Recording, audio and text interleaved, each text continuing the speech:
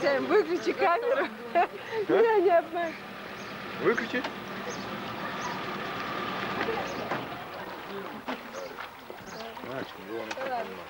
السلام عليكم. مكسر مويه. كيف ما ادري؟ كيف ما ادري؟ بونس بك مثلا كيف ما ادري؟ الحمد لله.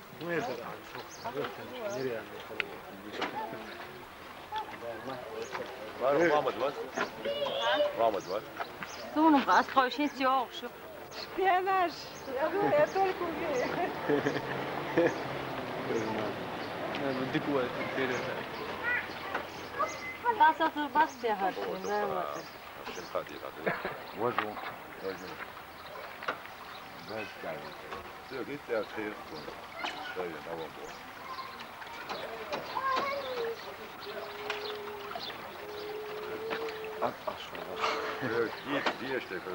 هتقاش بنا عدل البارح هتقاش ايه جوخي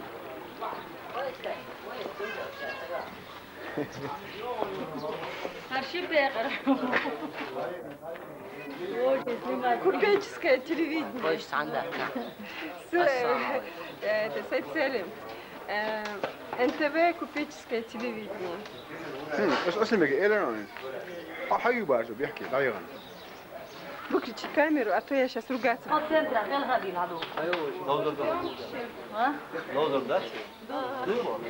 Честь нашего президента.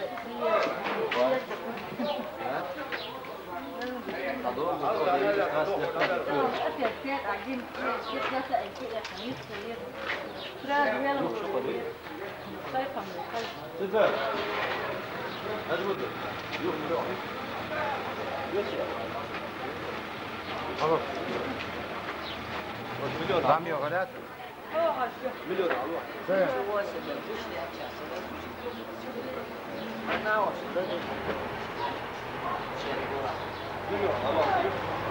بابا مش مشكور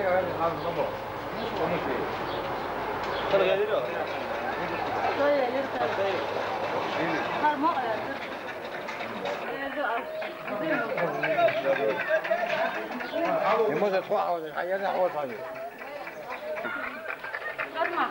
هو اللي بعرفه